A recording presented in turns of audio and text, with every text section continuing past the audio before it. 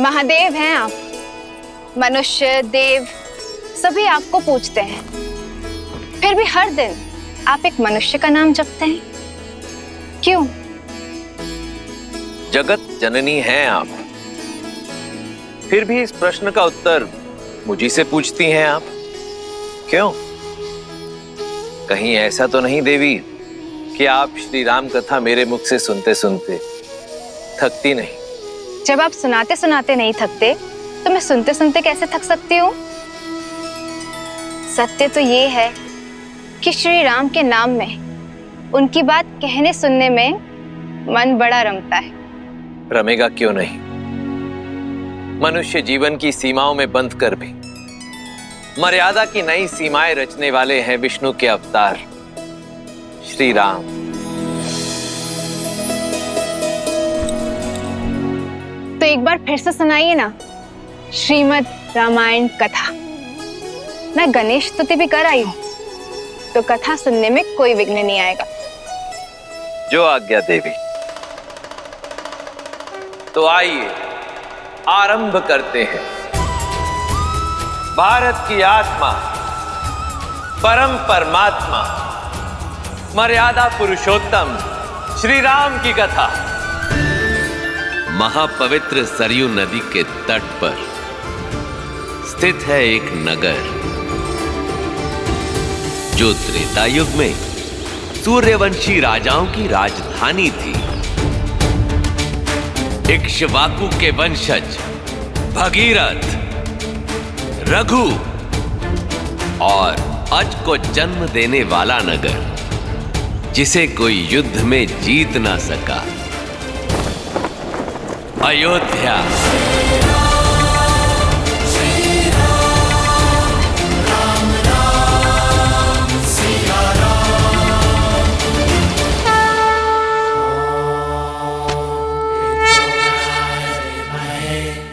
जहां उस काल में राज किया करते थे संसार के हर सुख के स्वामी, पर पुत्र सुख से वंचित महाराज नेमी, जिन्हें भविष्य दशरथ के नाम से जानने वाला था।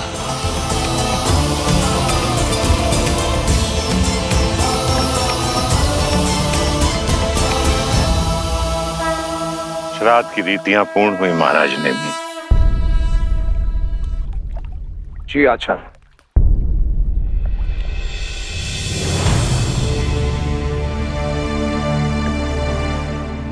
पितामह रघु, आपके आशीर्वाद से मैं यथाशक्ति अयोध्या का शासन संभाला। अयोध्या प्रसन्न है। आज सब कुछ है मेरे पास, सब कुछ। एक पुत्र के अतिरिक्त।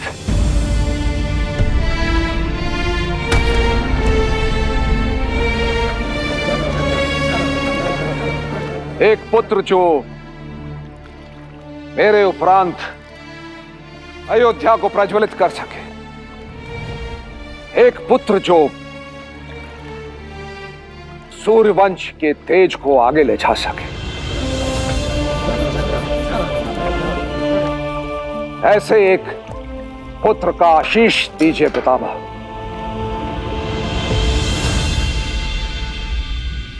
अब आप अपने पूर्वजों का ध्यान कीजिए और उन्हें पुष्पांजलि अर्पित कीजिए।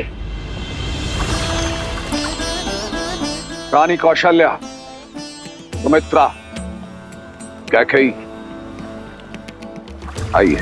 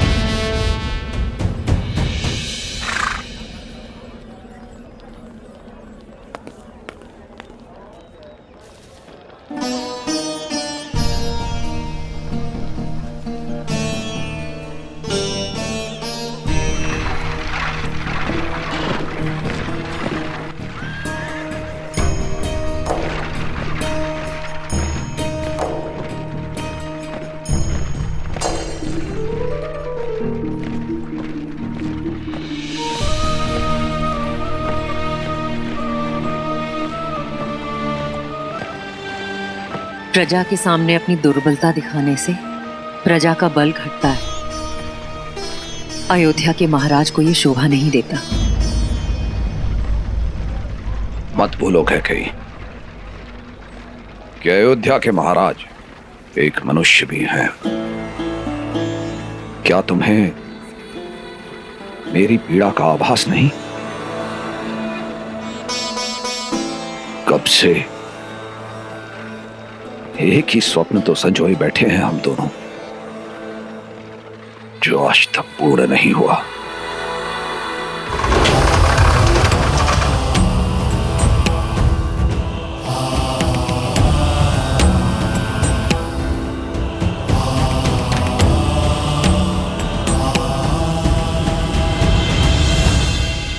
महाराज कहते हैं भोर में देखे स्वप्न अवश्य पूर्ण होते हैं।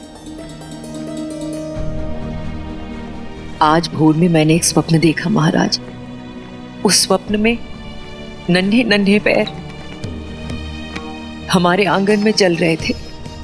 हमारे उपवन में, हमारे कक्षों में किलकारियां गूंज रही थी महाराज, आपकी संतान की। संतान? क्या उनमें कोई पुत्र भी था कैकेयी? चारों महाराज। मैंने स्वप्न में आपके 4 पुत्र देखे हैं, रघुवंश के 4 वंशज। सच कैकेयी?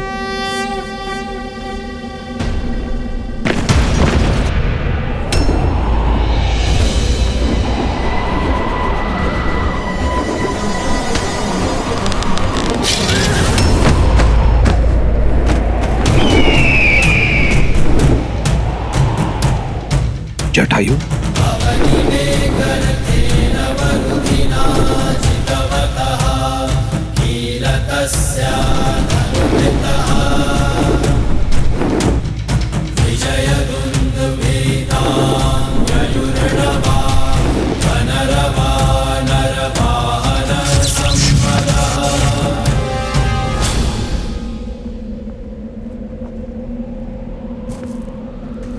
मित्र जटायु,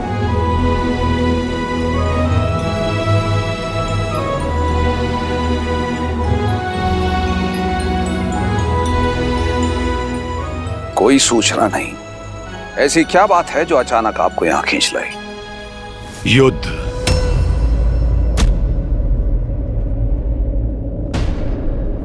इसमें मुझे मेरे मित्र नेमी की सहायता चाहिए। गरुड़वंशी महावीर जटायु को मेरी सहायता की आवश्यकता है। क्यों उपहास कर रहे हो मित्र? उपहास नहीं है ये मित्र, ये कोई साधारण युद्ध नहीं है। स्वयं देवराज इंद्र ने मुझे आपके पास सहायता लेने के लिए भेजा है, क्योंकि संभासुर ने देवलोक में हाहाकार मचा रखा है। उसके असुरों ने दंडक वन में छावनी बना ली है।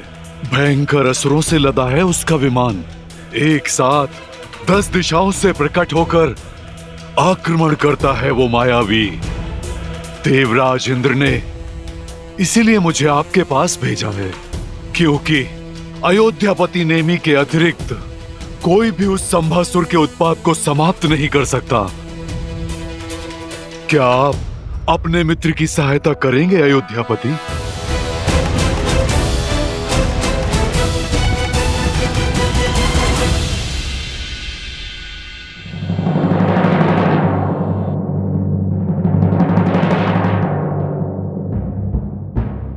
अयोध्या की राजसभा में उपस्थित सभी को इस बात की सूचना मिल चुकी है कि अयोध्या के मित्र देवराज इंद्र ने हमसे सहायता मांगी है, और अयोध्या इस सहायता का उत्तर देगी। सम्रासुर के विरुद्ध इस युद्ध में मैं अयोध्या के सम्मिलित होने की घोषणा करता हूं।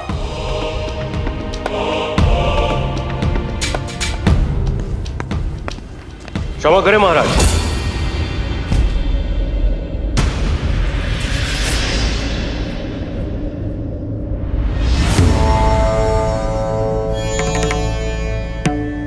जिस युद्ध से अयोध्या का कोई संबंध ना हो, उस युद्ध में हमें क्यों सम्मिलित होना? क्या अयोध्यापति को अपने किसी निर्णय के लिए तर्क देने की आवश्यकता है ऋषि जवाली? महामंत्री सुमंत, महाराज ने हमें सभा में जनता के प्रतिनिधि के रूप में नियुक्त किया है और जनता का प्रतिनिधि होने के नाते और प्रजाहित के प्रश्नों का उत्तर देने के लिए राजा बाध्य है। कुलगुरु, यदि हमारे प्रश्न नीतियों के विरुद्ध हैं, तो हम अपने प्रश्न को वापस लेने की तैयार हैं। एक वर्ड बोले जवाली, सदा ही अनुचित प्रश्न पूछते हैं। राजा अपने निर्णय में प्रजा से सहमति ले, यही नीति है। आशा है महाराज आपके सभी प्रश्नों के उत्तर देंगे ऋषि जवाली। क्षमा करें महाराज, जनता का प्रश्न यह है कि यदि समरासुर जीतता है तो उसमें हमारी कोई हानि नहीं है, और यदि देवतागण जीतते हैं तो उसमें हमारा कोई लाभ नहीं है। तो फिर इस युद्ध में सम्मिलित होकर हम अपना धन और जनशक्ति को क्यों व्यर्थ करें?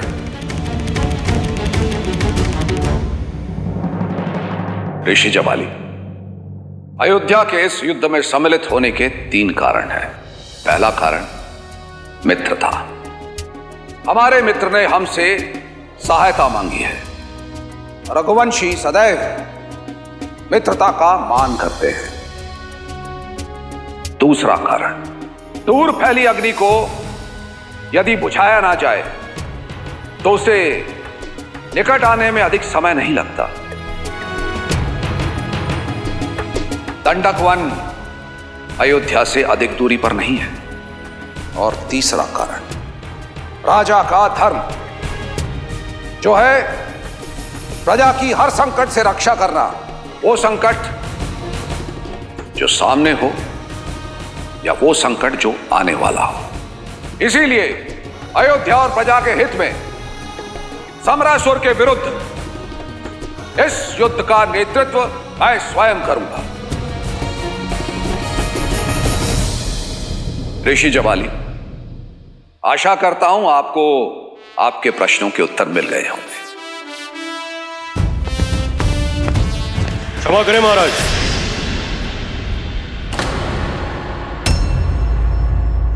महाराज, मेरा प्रश्न इतना सरल नहीं है। उत्तराधिकारी के बिना महाराज राज नहीं छोड़ सकते।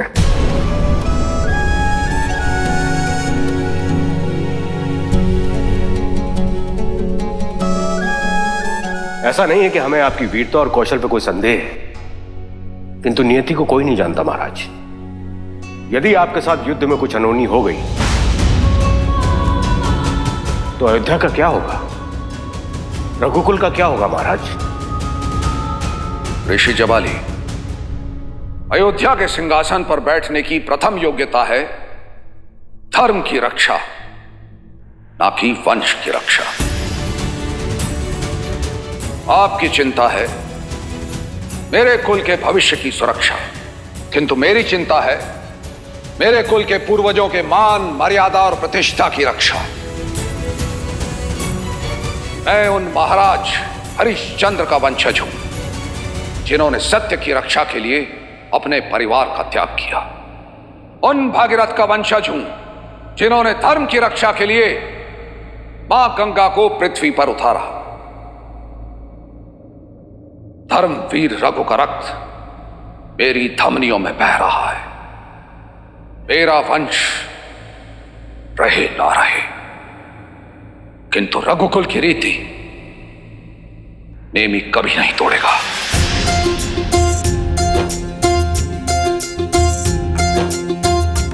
रघुकुल रीति सदा चली आई, प्राण जाए पर वचन न जाए। महाराज नेमी की, महाराज नेमी की, महाराज नेमी की। प्राण जाए पर वचन न जाए।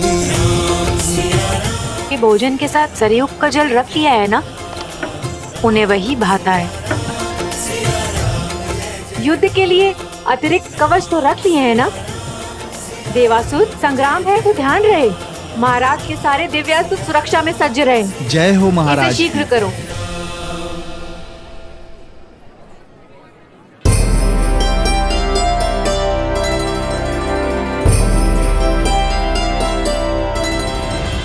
समझता हूं, किंतु तुम्हारा पति एक राजा है और राजा की पत्नी होना सरल नहीं है। तुम तो अपना धर्म अच्छे से समझती हो, मेरी हर आवश्यकता का पूरा ध्यान रखती हो। तो साम्राज्य चलाने के लिए मेरे पास पूरा मंत्रिमंडल है, किंतु इस राजमहल को और मुझे तुम्ही ने तो संभाल रखा है। चलिए, आप प्रसन्न तो हुई, अब हमें विदा कीजिए। विजयी होके लौटिएगा। मैं आपके स्वागत में सज्ज रहूंगी और यहाँ सबका ध्यान रखूंगी। सुमित्रा, तुम कितनी निस्वार्थ हो, मानो तुम्हारा जन्म ही सबकी सेवा के लिए हुआ है। कितनी चिंता करती हो सबकी। सबसे अधिक चिंतित तो कौशल्या दीदी हैं। जब से आपके युद्ध में जाने की घोषणा हुई है, बस उपवास करके मंदिर में बैठी प्रार्थना कर रही हैं।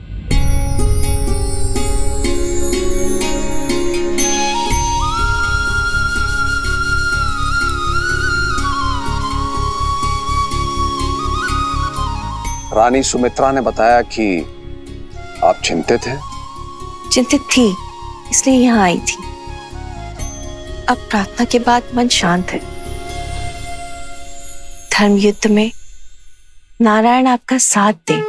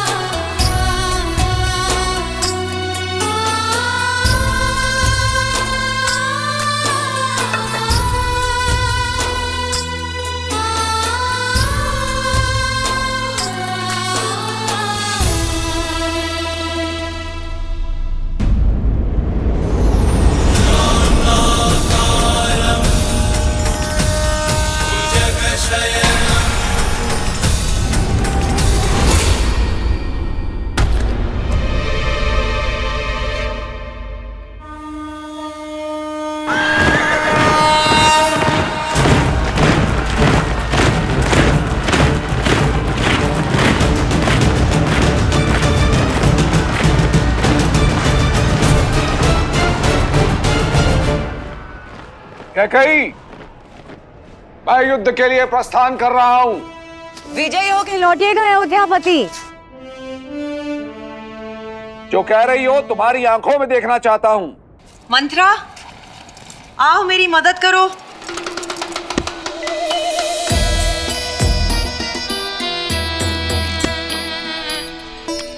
कस के बांधना।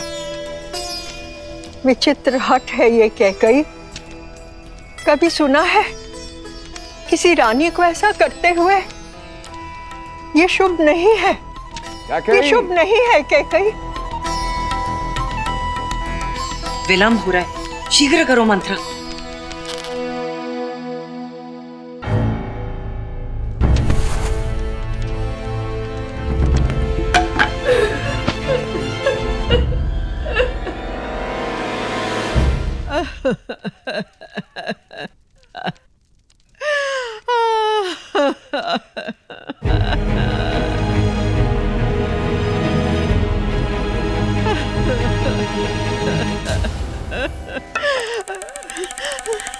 क्यों चिंता करती हो? हाँ, कुछ नहीं होगा मुझे। अश्वपति की बेटी हूं मैं, योद्धाओं के बीच में पली बड़ी हूं। कहाँ गई मेरी वो मंत्रा जो कहा करती थी कि पूरे भारतवर्ष में मुझ जैसी वीरांगना नहीं? क्या हुआ मेरी उस मंत्रा को? ये शुभ नहीं है कैकेयी, ये अनर्थ है। मैंने कहा ना तुमसे, कुछ नहीं होगा मुझे। मेरी प्यारी माँ।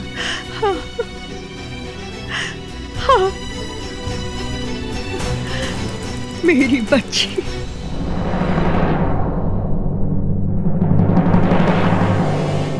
विदा।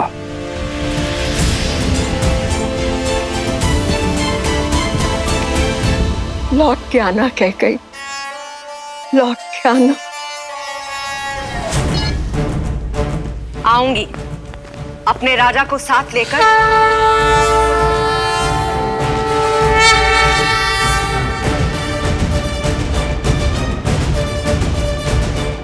अयोध्यापति महाराज नेमी की, अयोध्यापति महाराज नेमी की, अयोध्यापति महाराज नेमी की, अयोध्यापति महाराज नेमी की, अयोध्यापति महाराज नेमी की। अयोध्या के वीरों, प्रस्थान। ठहरिए।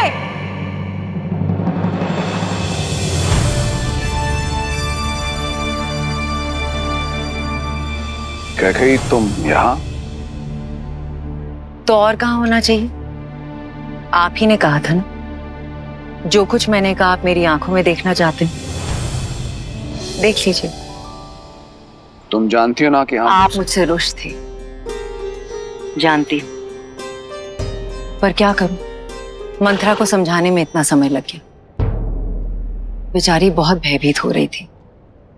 होना भी चाहिए।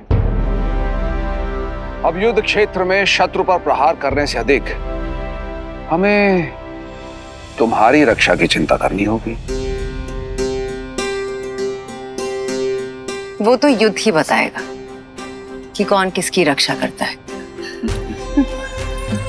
हमारी बात मानो, आरती करके हमें विदा करो। आरती वो करते हैं जो अपने पति के लौटने की प्रतीक्षा करें। जो साथ युद्ध लड़ती हैं वो शंखनाद करती हैं।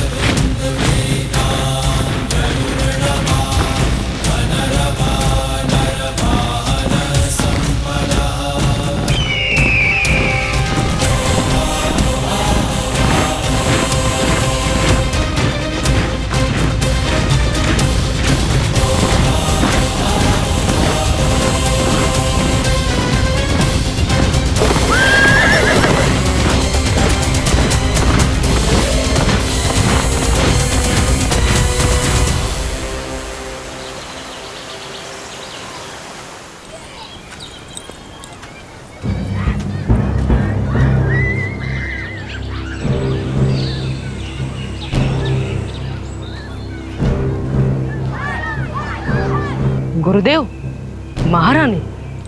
प्रणाम महारानी। प्रणाम महारानी। आचार्य वशिष्ठ।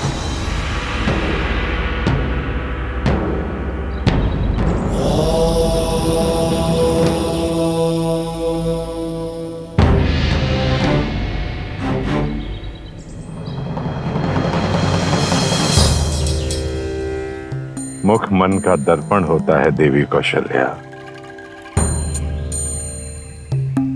कहिए, क्या शंका है?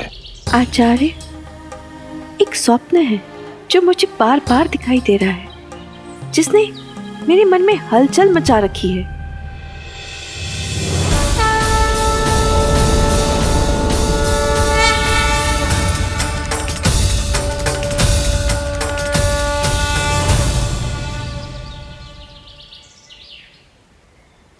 नारायण का स्वप्न।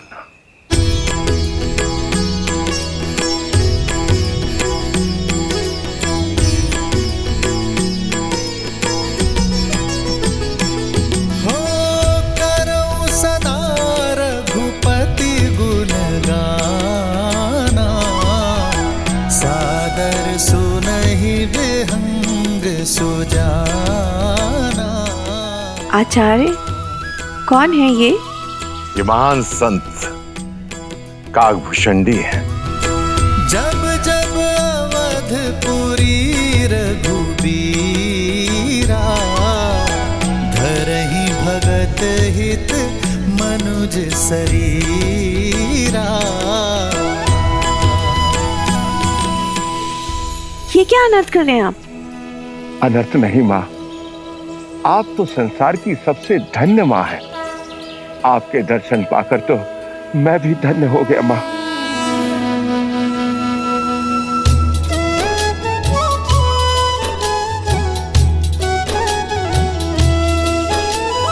ताते यह तन मोहि प्रिय, भयो राम पद ने, निज प्रभु दर्शन पायो, गए सकल संदेह।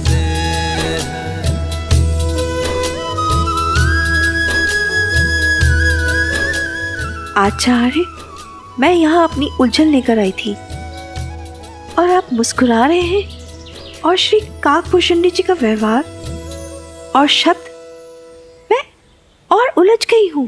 ये उलझन नहीं, शुभ संकेत है देवी। अपने मन को शांत रखिए, नारायण पर ध्यान लगाइए और सब कुछ समय पर छोड़ दें। अयोध्या का, आपका और सारे संसार का शुभ समय आने वाला है।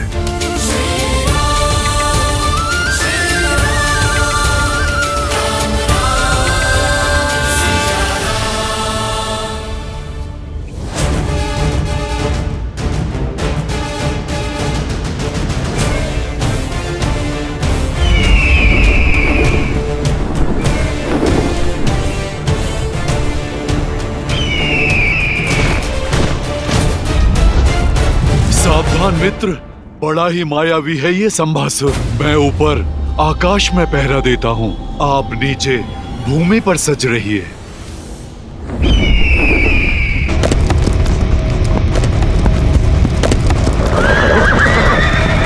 सावधान!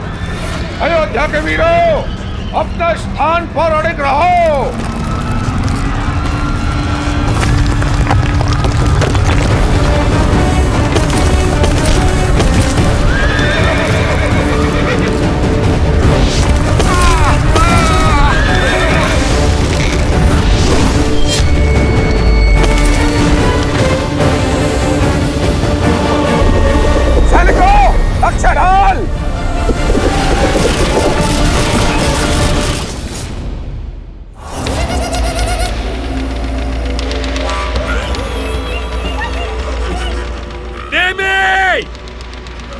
अभी भी समय है, लौट जाओ।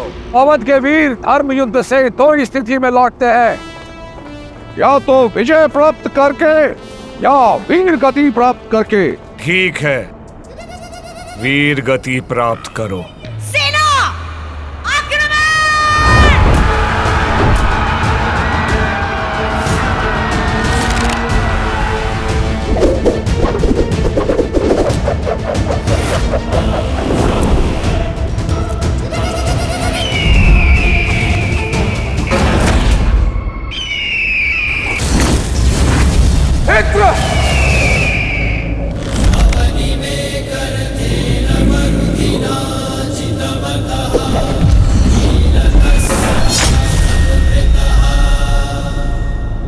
क्षमा मांगो, देवों पर फिर से आक्रमण न करने का वचन दो और अपने प्राण बचा लो। अभी तो युद्ध प्रारंभ भी नहीं हुआ है नेमे।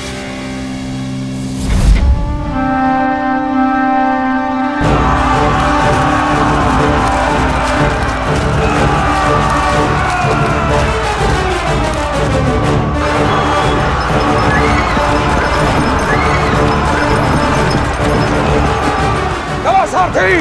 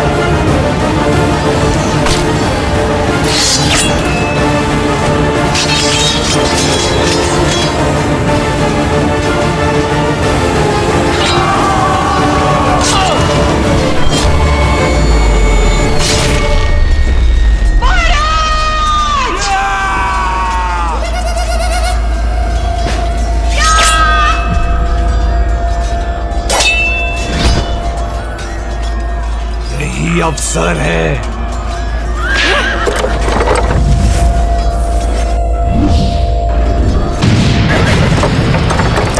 अयोध्यापति, कुछ नहीं होगा आपको।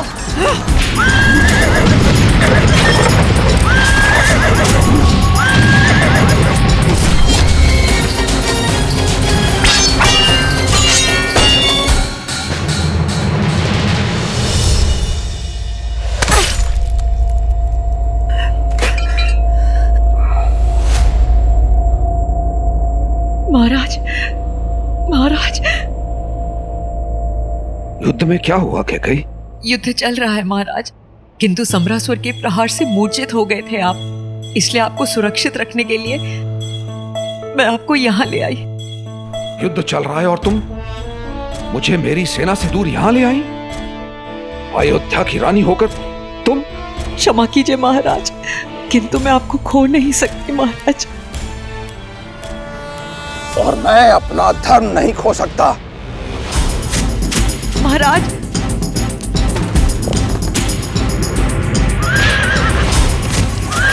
महाराज मैं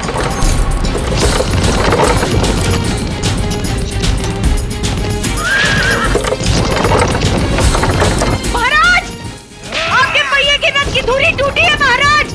महाराज रुकिए। महाराज,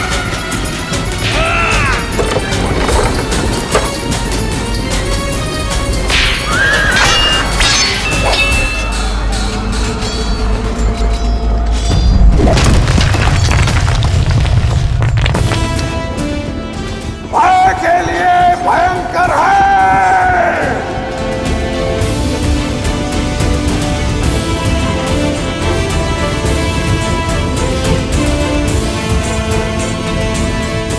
हम अवध के रुद्र हैं।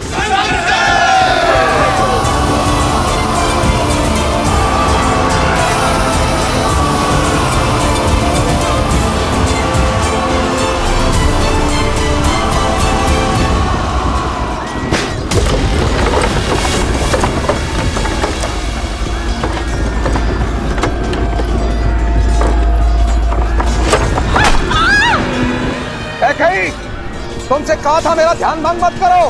तुम्हारी इस युद्ध में कोई आवश्यकता नहीं।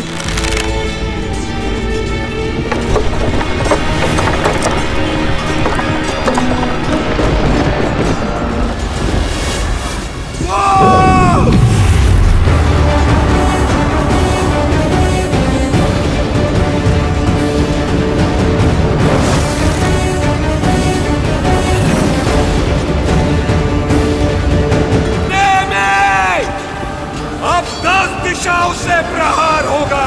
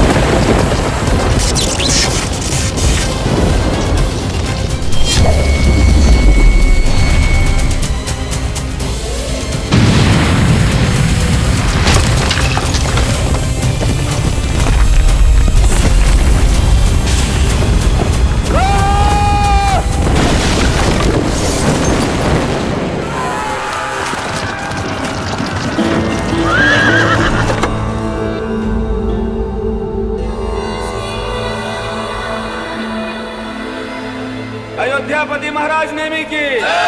अयोध्यापति महाराज नेमी की, अयोध्यापति महाराज नेमी की, अयोध्यापति महाराज नेमी की, अयोध्यापति महाराज नेमी की, अयोध्यापति महाराज नेमी की, अयोध्यापति महाराज नेमी की, अयोध्यापति महाराज नेमी की, अयोध्यापति महाराज नेमी की। अनेकों युद्ध लड़े, पर ऐसा शौर्य, ऐसा कौशल कहीं नहीं देखा मित्र नेमी। एक रथ, पर ऐसा लगा 10 दिशाओं से लड़ रहे हैं आप। अद्भुत। आप महारथी नहीं, आप दशरथी हैं। दशरथ हैं आप। बोलो महाराज दशरथ की, बोलो महाराज दशरथ की, महाराज दशरथ की, महाराज दशरथ की जय। क्या कही? क्या कही? क्या कही? क्या कही?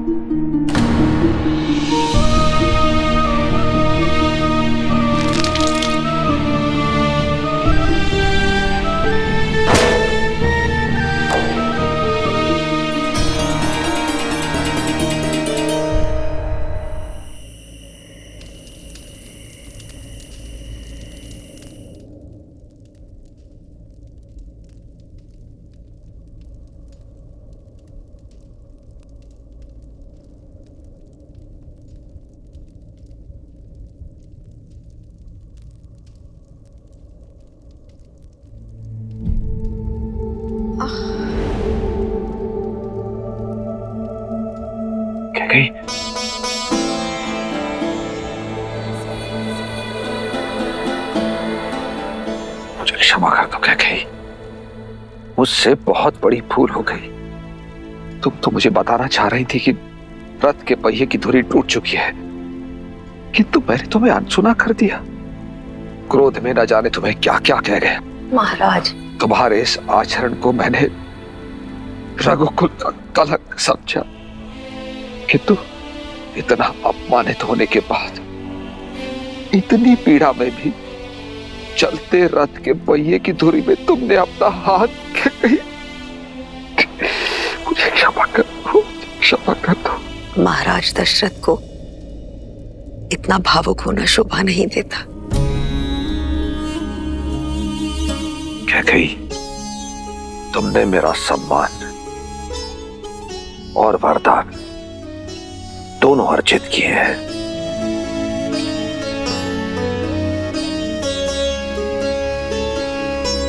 मांगो क्या कही, जो मन चाहे वो वरदान मांग लो। कैसा वर आर्य? मैंने जो कुछ भी किया अपने पति के प्राणों की रक्षा के लिए किया। तुमने केवल अपने पति के प्राणों की ही रक्षा नहीं की, अपितु अयोध्या के महाराज के प्राणों की भी रक्षा की है। आज रघुकुल की पताका लहरा रही है तो तुम्हारे कारण। नेमी आज दशरथ बना है तो तुम्हारे कारण। इसीलिए कह गई, एक नहीं 2 वर देता हूं तुम्हें, मांगो। और महाराज आप कैकई, मत बोलो कैकई, मैं अयोध्या का राजा भी हूं और एक राजा को ना करके उसका अपमान करोगी। मांगो। जो आज्ञा महाराज, किंतु सच में इस वक्त कुछ समझ में नहीं आ रहा।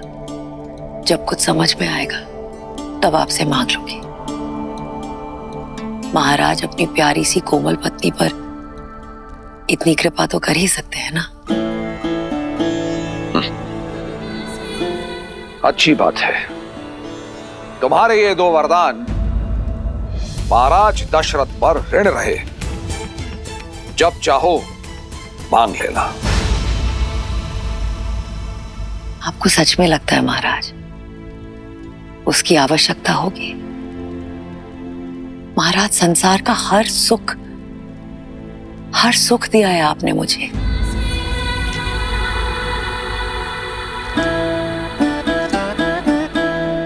कहां दे पाया मैं हर सुख?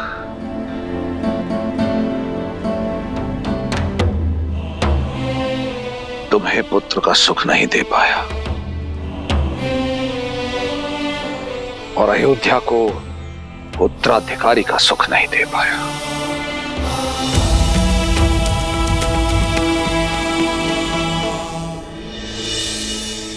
ईश्वर जो देते हैं सही समय पर देते हैं आर्य।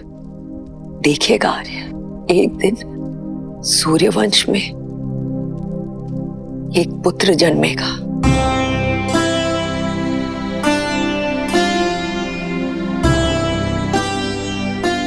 जो चंद्रमा की भांति सौम्य होगा, जिस पर एक बार दृष्टि डाल दे उसे सदैव के लिए आनंद से भर देगा। श्री रामचंद्र कृपालु भजु मन हरण भव भय दारुणम्। श्री रामचंद्र कृपालु भजु मन हरण भव भय दारुणम्।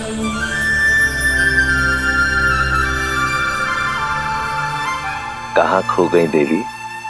क्या सोच रही हैं? अद्भुत था ना महादेव, कैकेयी का त्याग। उन्होंने वही किया जो एक पत्नी प्रेम में अपने पति के लिए करती है, किंतु भावनाओं में बहकर बिना ये जाने कि कैकेयी वरदान क्या मांगेगी, क्या दशरथ को उन्हें वचन देना उचित था? बिना सोचे दिया गया वचन या बिना देखे चलाया गया बाण हो, दोनों ही मनुष्य के जीवन में श्राप बनकर लौटते हैं। मैं तो उस पावन क्षण की प्रतीक्षा में हूं जब श्री राम का जन्म होगा। उसका श्राप और वरदान से क्या संबंध? संबंध तो है देवी, अत्यंत गहरा संबंध है, क्योंकि श्रीमद् रामायण भगवान विष्णु के मनुष्य अवतार की गाथा है और मनुष्य के जीवन में उसके आदर्शों के साथ उसका अहंकार, पाप के साथ उसका पुण्य और वरदान के साथ शाप, सब जुड़े हैं।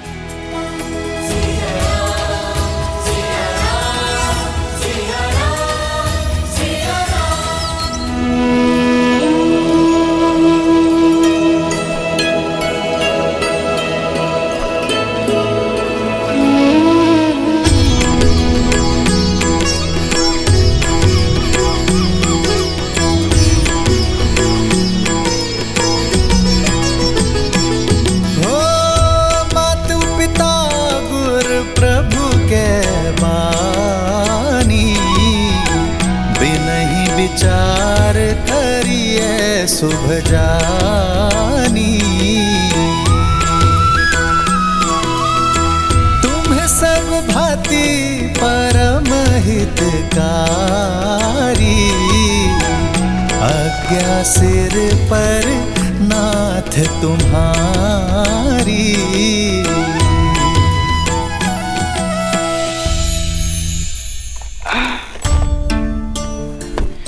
पुत्र श्रवण, हम काशी पहुंच गए? अभी नहीं बाबा, अभी तो बहुत लंबा मार्ग शेष है। देखा ज्ञानवती, झूठ बोलता तुम्हारा श्रवण। हमें काशी ना ले जाकर यहाँ वहाँ भटका रहा है, क्योंकि वो हमसे बिछड़ना नहीं चाहता। वो जानता है कि काशी जाकर हम उससे दूर हो जाएंगे। हाँ यही बात है, नहीं होना चाहता मैं आप लोगों से दूर। इसमें बुराई ही क्या है? और आप लोग भी क्यों चाहते हो कि मैं आपको छोड़ दूं? मैं आपको कोई कष्ट दे रहा हूँ? नहीं मेरे लाल, कष्ट क्या होता है ये तूने तो कभी जानने ही कहाँ दिया। अंधे हैं, उस पर चलने फिरने में लाचार, पर हमारी आंख बनकर दुनिया दिखा रहा है, पाँव बनकर घुमा रहा है हमारा पुत्र। हम तो बूढ़े हो गए, पर तेरे आगे तो सारा जीवन पड़ा है। हमें संभालता रहेगा तो संसार कैसे देखेगा? अपने संसार को काशी छोड़ दूं, नया संसार बसाने को? मुझे नहीं देखना ऐसा संसार, मेरा तो सारा जीवन है आप दोनों। नहीं लेकर जाऊंगा मैं आप दोनों को काशी। मरते समय तक आप दोनों की सेवा करूंगा मैं। चुप! संध्या के समय पर ऐसे शब्द कौन कहता है? ऐसी बात कहकर जीते जी मार डालेगा हमें। नहीं बाबा, मैं आपको दुखी नहीं करना चाहता था। वो तो आपने ऐसी बात की तो अनायास मुख से निकल गया। बस बस, आ, नहीं जाएंगे तुझे छोड़ के। जा, कहीं से पानी ले आ, प्यास लगी है।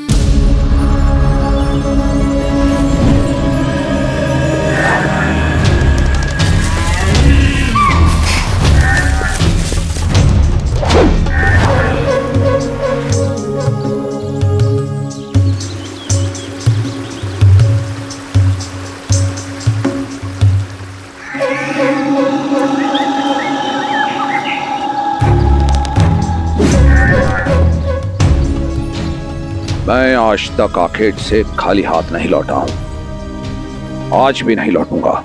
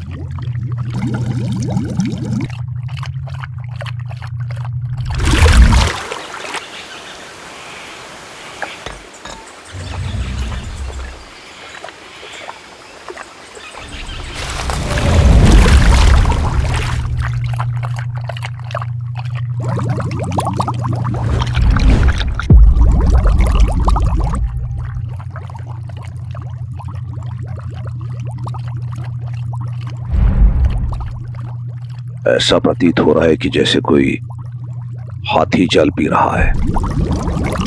सामने गया तो भाग खड़ा होगा।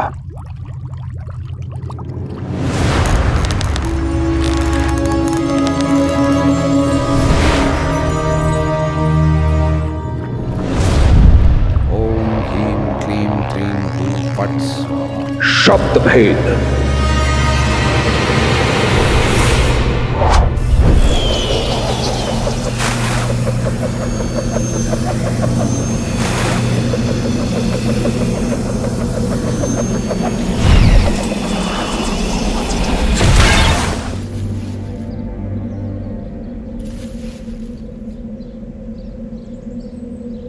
श्रवण, आ गया बेटा?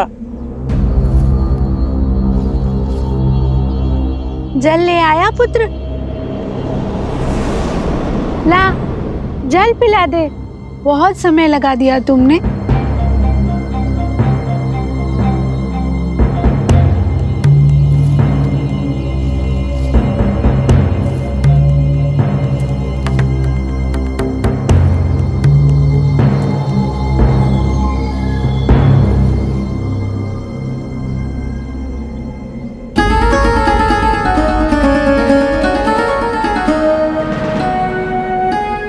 श्रवण नहीं हो? कौन हो तुम?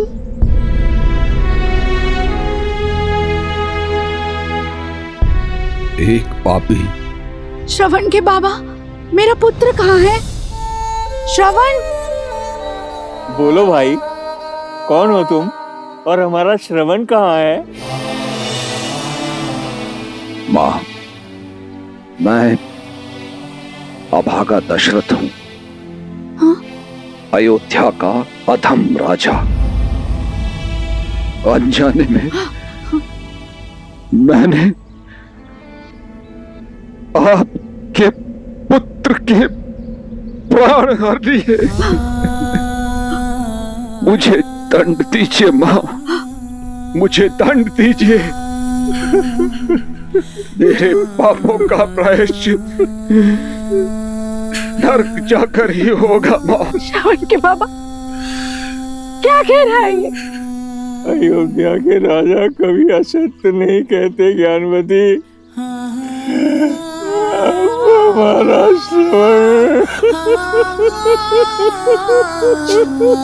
श्रवण। माता, माता, ज्ञानवती, ज्ञानवती, ज्ञानवती, ज्ञानवती।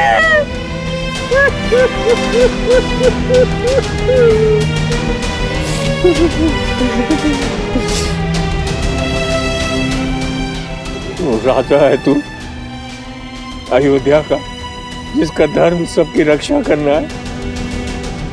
ऐसे होती है प्रजा की रक्षा।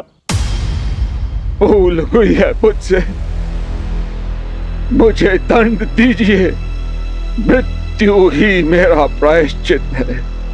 क्या मृत्यु पर्याप्त है इस पाप से मुक्त होने के लिए? अपने कर्म फल से मुक्त नहीं हो पाओगे। जो बोया है वो काटोगे दशरथ। तुमने दो अंधों के जीवन का सहारा छीना है। तुम भी अपने आंखों के तारे से दूर हो जाओगे। जीते जी नरक भोगोगे। श्रवण की भांति अपने धर्म रक्षक पुत्र के वियोग में तरस तरस कर मरोगे तुम। ये बूढ़े दुखी पिता का श्राप है, श्राप है।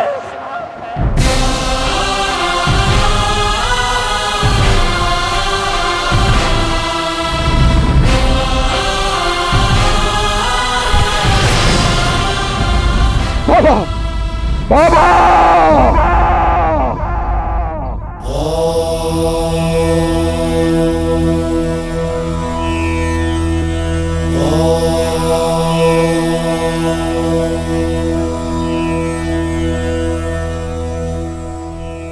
अद्भुत कथा है ना।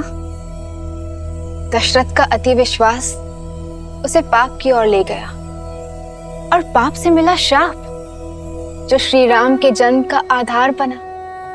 हाँ देवी, परंतु श्री राम जन्म का आधार केवल दशरथ को मिला श्राप ही नहीं था, अपितु किसी और को मिला वरदान भी था। वरदान? हाँ, उस भक्त को मिला वरदान जो अपनी भक्ति से ही शक्ति पाकर ऐसा महाअधर्मी बन गया कि उसका अंत करने के लिए स्वयं भगवान विष्णु को श्री राम अवतार लेना पड़ा। वो वरदान जो विश्रवा ऋषि के पुत्र दशानन को मिला।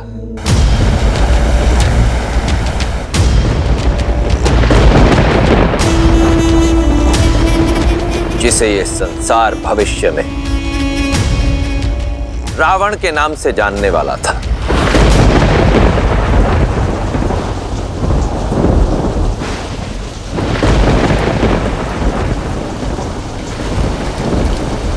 यहाँ आ जाओ दशानन, वहां भी क्यों रहे हो? क्योंकि सोने की लंका यहीं से दिखती है माँ।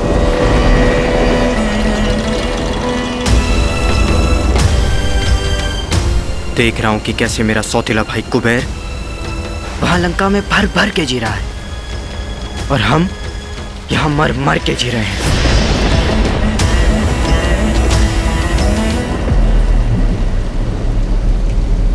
कितनी बार समझाया है, तुलना नहीं, प्रतीक्षा करो, सब ठीक हो जाएगा।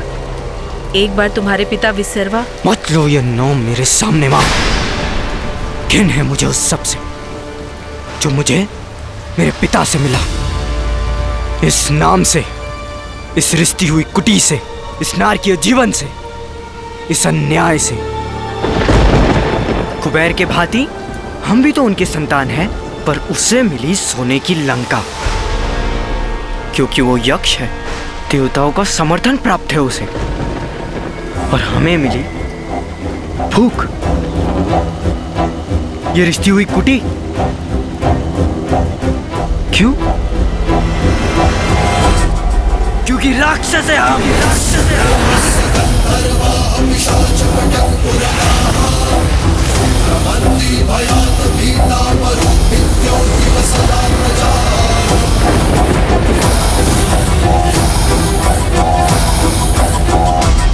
हो जाओ पुत्र। प्रतीक्षा का फल मीठा होता है। प्रतीक्षा प्रतीक्षा लाती है तो केवल निराशा। कुछ मिलता है तो प्रयास से, प्रहार से।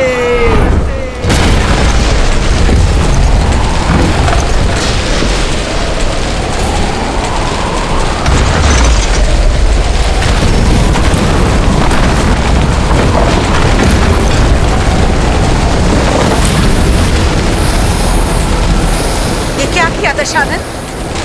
भाग्य ने एक टूटी छत दी थी हमें, वो भी छीन ली। जो भाग्य ने नहीं दिया वो अपने भय से छीनूंगा मैं। 10 सिर मिले हैं ना मुझे, हर एक के लिए एक एक लोक जीतूंगा मैं। 10 दिशाएं दशानन के नाम से कांपेंगे, नाम से कांपेंगे।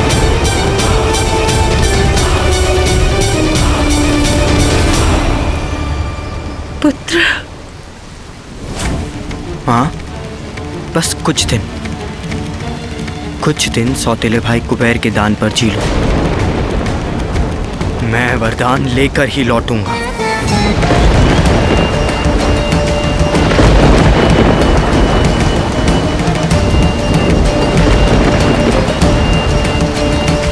कोई आना चाहे मेरे साथ तो आ सकता है। विभीषण, मुझे भी जाना होगा माता, अपने भाइयों को लौटाने। वचन देता हूँ मैं आपको कि अपने भाइयों को धर्म के मार्ग पे लाने का प्रयत्न करता रहूंगा। कुंभकर्ण,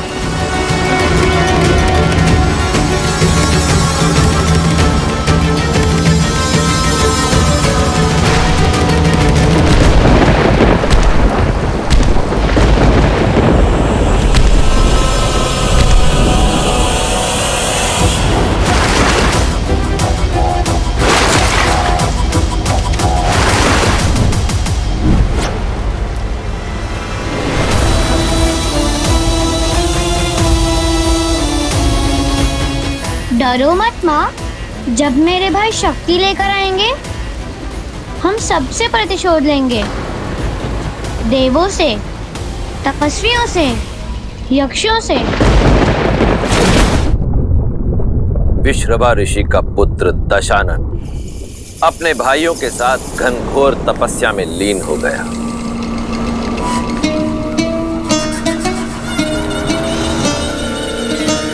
भूखा प्यासा हर कष्ट सहकर भी तपस्या करता रहा।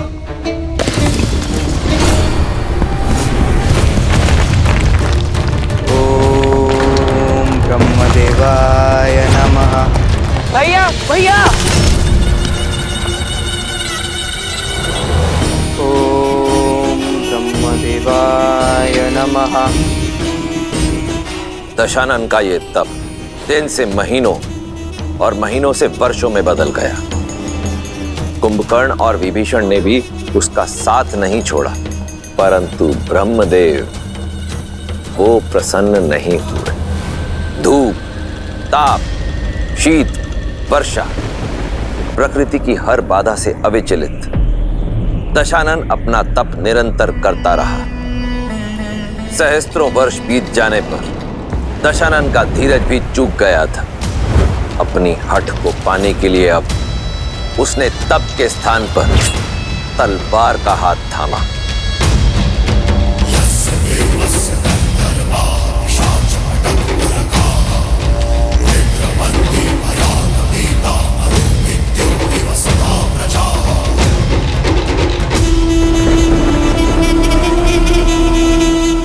सहस्त्र वर्ष तप की अग्नि में जले हम, परंतु आप नहीं पसीजे ब्रह्मदेव। आप भी मेरे पिता की तरह निकले।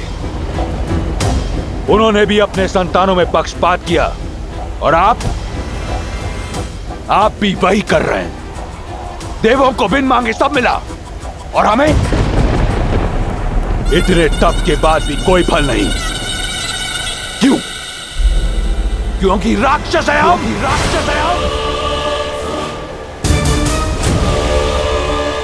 परंतु ये मुझे स्वीकार नहीं। माना कि सब आपके वश में है, परंतु ये दशानन इतना विवश नहीं।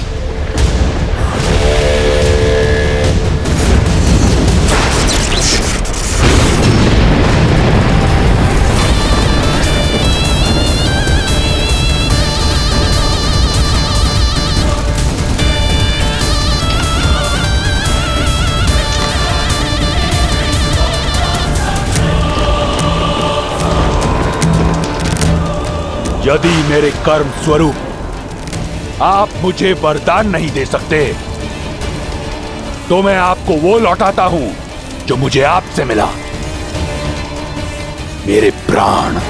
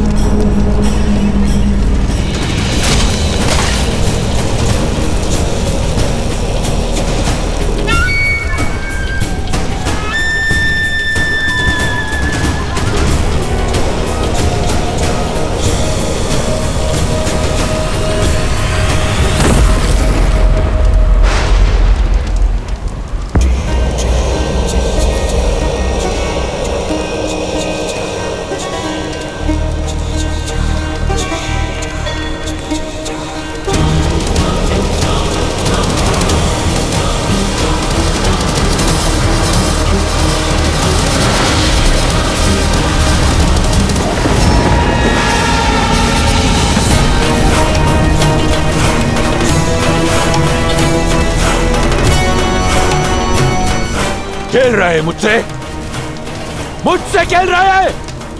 मृत्यु की अनुमति भी नहीं देंगे ब्रह्मदेव।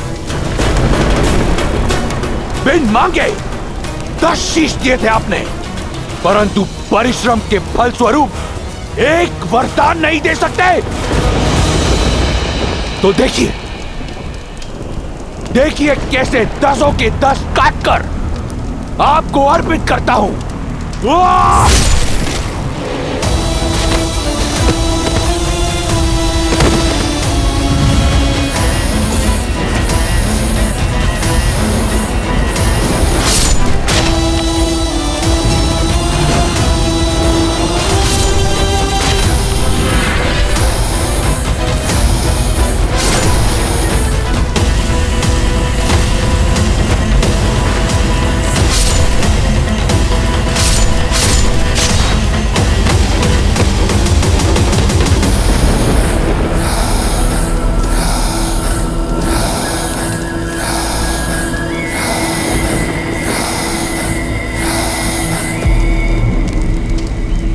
ये मेरा अंतिम शीश है।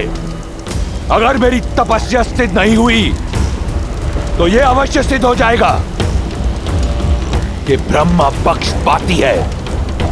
ये सिद्ध हो जाएगा कि कोई कर्म फल नहीं होता।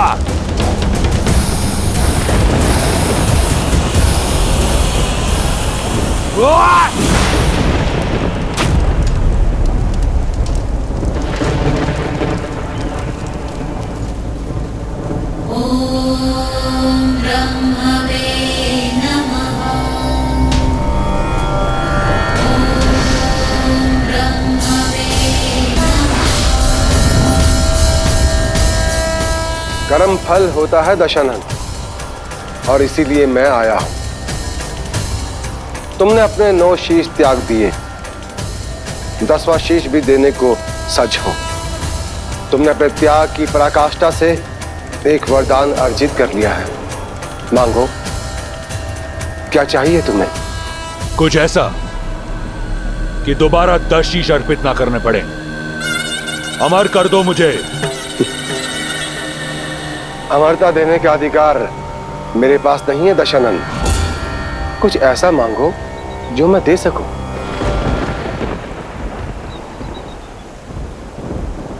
तो अभय दान तो दे सकते हो।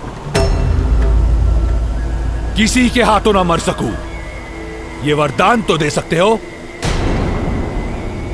न देवता न असुर, न राक्षस न यक्ष, न गंधर्व न किन्नर, न पशु न पक्षी न नाग न कीट, न भूत न पिशाच न बेताल, कोई मुझे मार न सके।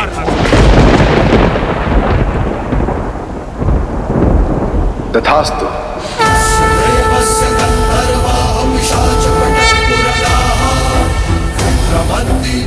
बड़ा छोटा हृदय है आपका ब्रह्मदेव।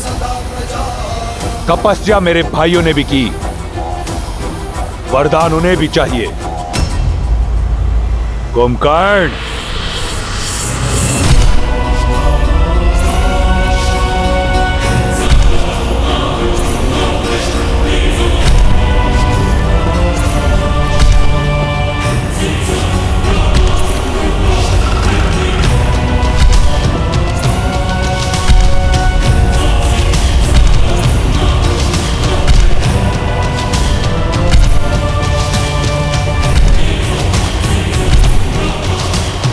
प्रणाम ब्रह्मदेव।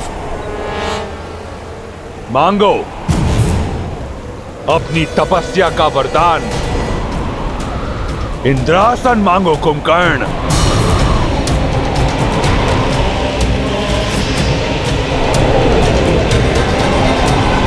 इंद्र, इंद्र, मुझे निंद्रासन चाहिए ब्रह्मदेव। तथास्तु। मूर्ख, इसकी भूल को क्षमा कर दीजिए ब्रह्मदेव। कुंभकर्ण इंद्रासन मांगना चाहता था। श्राप की भांति दिया हुआ वरदान भी लौटाया नहीं जा सकता दशानन। कुंभकर्ण 6 माह तक सोएगा और 6 माह तक जागता रहेगा। जागते हुए 6 माह में ये अजय और अमर रहेगा। इसके बाद ये पुनः निद्रासन में चला जाएगा। किंतु ध्यान रहे, 6 माह से पूर्व यदि इसे जगा दिया गया तो ये अपनी अजयता और अमरता खो देगा। उस समय कुंभकर्ण की जिह्वा पर स्वयं मां सरस्वती आकर विराजमान हो गई थी, इसीलिए उसने इंद्रासन के स्थान पर निंद्रासन मांग लिया। और यदि ऐसा ना होता देवी, तो कुंभकर्ण और दशानन के जोड़कर इस संसार में किसी के पास कोई तोड़ ना होता। और विभीषण, तुम्हें क्या चाहिए?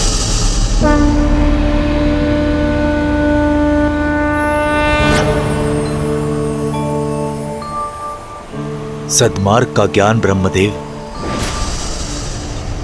ताकि मैं अपने भाइयों और अपने परिवार को धर्म का मार्ग दिखा सकूं। इसीलिए मुझे श्री हरि की भक्ति का वरदान दीजिए ब्रह्मदेव। तथास्तु।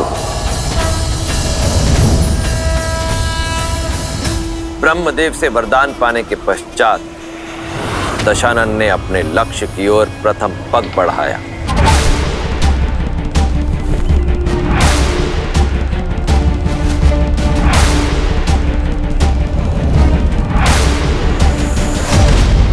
और लक्ष्य थी त्रिकूट पर्वत पर बनी दशानन के सौतेले भाई कुबेर की नगरी स्वर्ण मंडित लंका।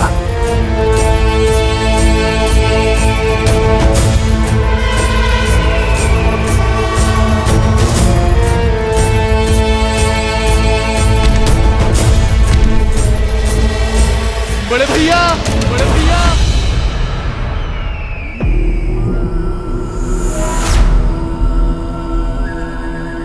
भैया।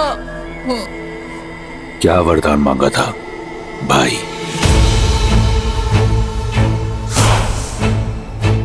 यही कि मैं अपने बड़े भाई का हाथ पकड़कर उसे धर्म का मार्ग दिखा सकूं भैया।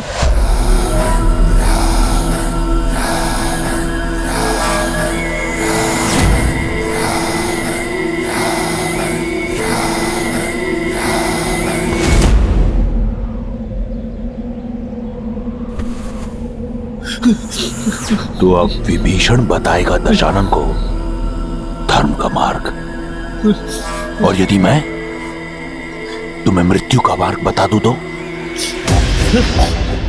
क्या लगता है विष्णु आएगा तुम्हें बचाने? छोटे भाइयों की रक्षा करना बड़े भाई का धर्म होता है भैया। छोड़ दीजिए इसे। लो, छोड़ दिया।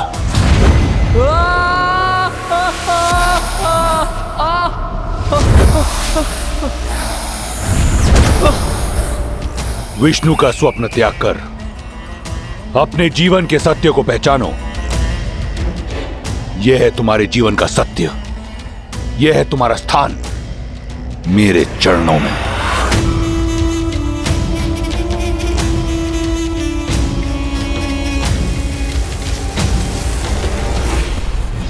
भैया,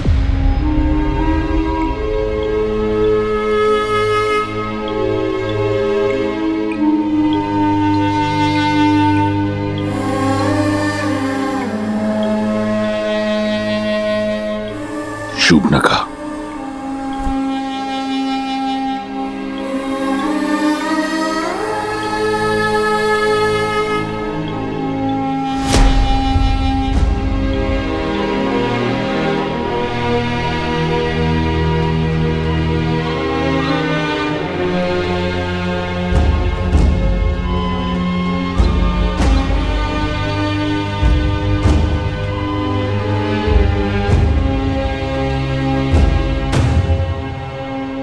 दशानन,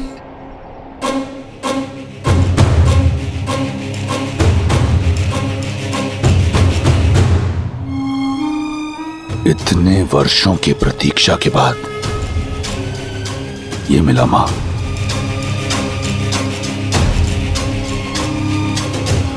अब मैं दिखाऊंगा मुझे प्रयास से क्या मिला।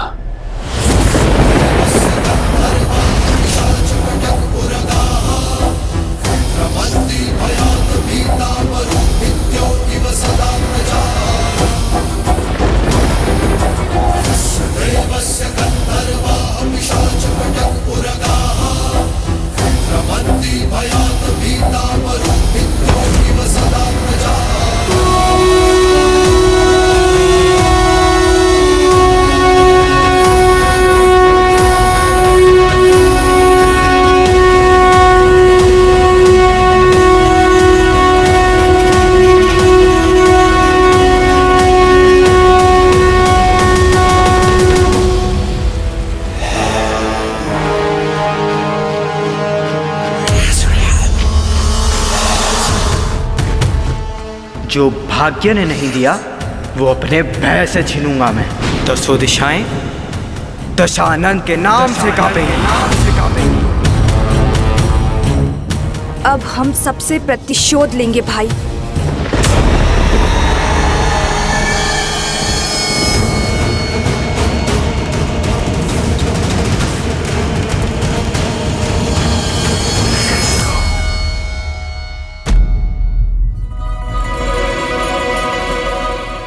धन्य हुआ मैं पिताश्री, आप कुबेर से मिलने आए। आपके आदेशों का पालन होगा।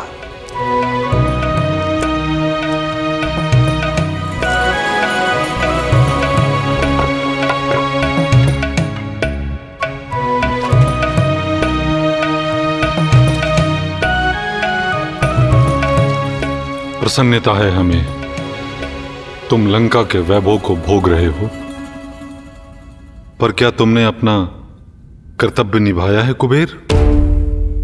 सौतेले ही सही, परंतु कैकसी के पुत्र तुम्हारे भाई हैं और शूर्पणखा तुम्हारी बहन।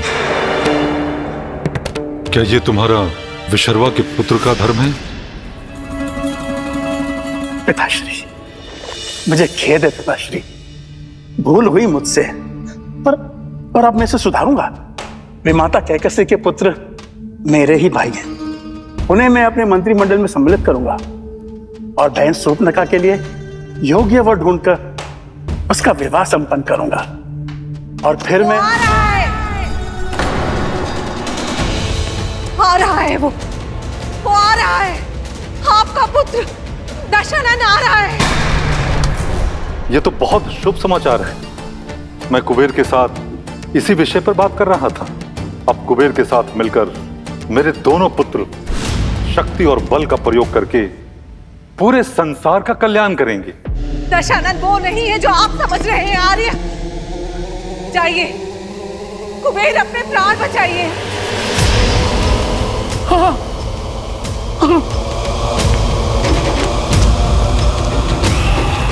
सभी को सूचित कर दो, हम लंका छोड़ के जा रहे हैं। पुष्पक विमान को मूल्यवान रत्नों से लादवा दो, शीघ्र।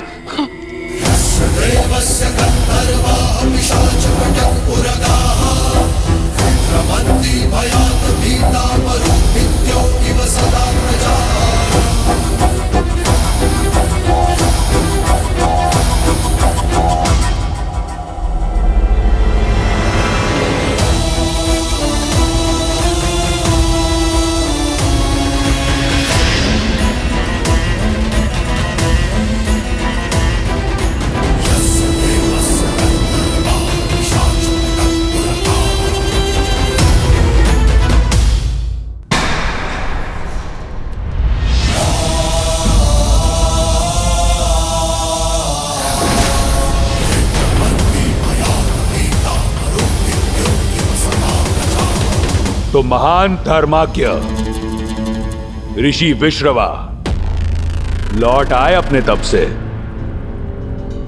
प्रणाम। क्या वरदान लेकर लौटे हैं? विनम्रता, जिसका तुम में अभाव है। अभाव तो बहुत से हैं ऋषिवर। घर पर छत का अभाव, थाली में भोजन का अभाव,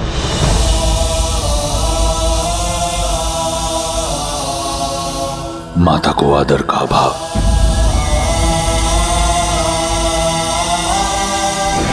पिता के स्नेह का अभाव, परंतु इस पर कभी दृष्टि नहीं पड़ी होगी आपकी। दशानन, पिता है तुम्हारे, विनम्र बनो। क्षमा माता, परंतु विनम्रता सिखाने के लिए हमारे पिता कभी थे ही नहीं। आप अपने पति से यह पूछिए कि अब तक उस सिंहासन पर विराजमान क्यों हैं, जो अब उनका नहीं मेरा है।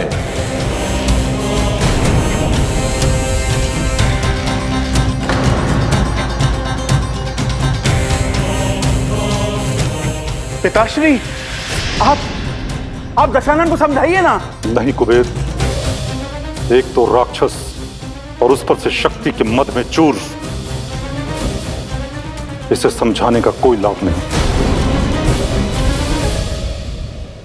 सुना यक्ष, संत महात्मा का आदेश सुनो, लंका छोड़ दो, अन्यथा दशानन छीन लेगा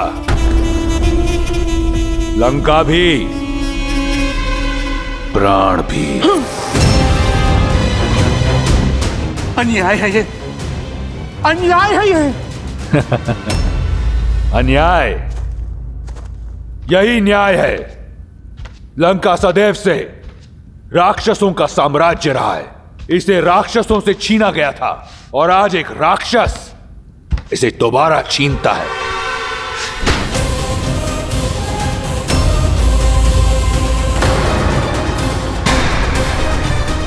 इससे अधिक विनम्रता मुझे नहीं आती। दशानन, दशानन! तुम अपने पिता का अपमान कर रहे हो। मैं आपके पति को जीवन दान दे रहा हूं माता।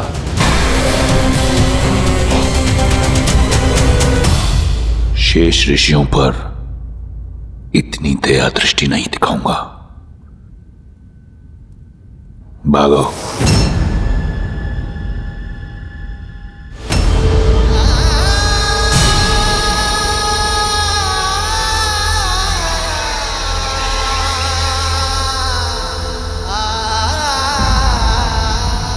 आज तुमने अपने पिता को नहीं खोया दशानन,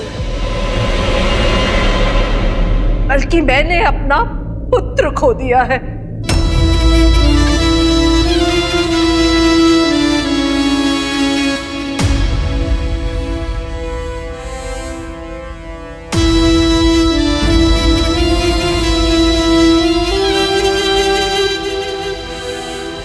मैं अपने पति के साथ जा रही हूं।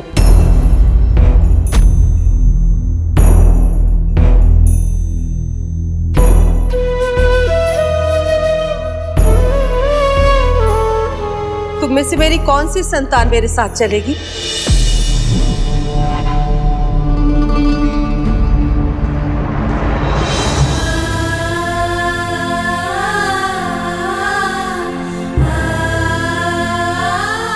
माँ,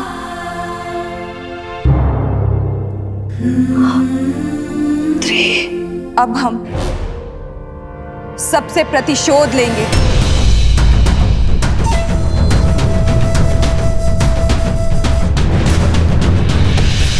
माँ, मुझे भी यहीं रुकना होगा।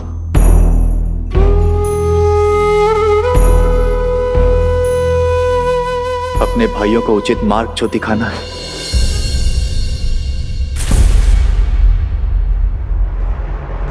चलिए आर्य।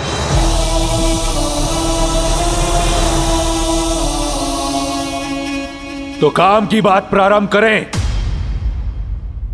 मैं दशानन स्वयं को लंका का राजा घोषित करता हूं और मुझे कोई मंत्र, कोई पुरोहित की आवश्यकता नहीं, क्योंकि मैं स्वयं महाब्राह्मण हूं। तो दशानन, तुम्हें लंका का नया राजा घोषित किया जाता है।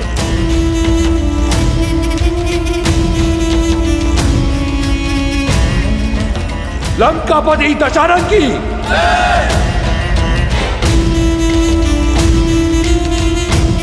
लंकापति दशानन की लंकाधिपति महाराज दशानन की लंकाधिपति महाराज दशानन की लंकाधिपति महाराज दशानन की।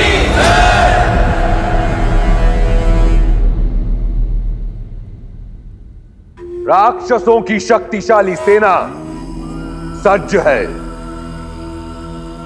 और उनका राजा भी, जो हमारा था, एक बार फिर हमारा होगा, और जो हमारा नहीं, उस पर भी हम अपना आधिपत्य स्थापित करेंगे।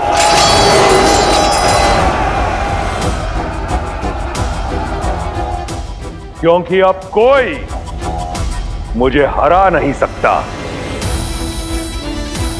ना देवता, ना असुर, ना राक्षस, ना यक्ष, ना गंधर्व, ना किन्नर, ना पशु, ना पक्षी, ना नाग, ना कीट, ना भूत, ना पिशाच, ना विताल। अजय मैं, अजय।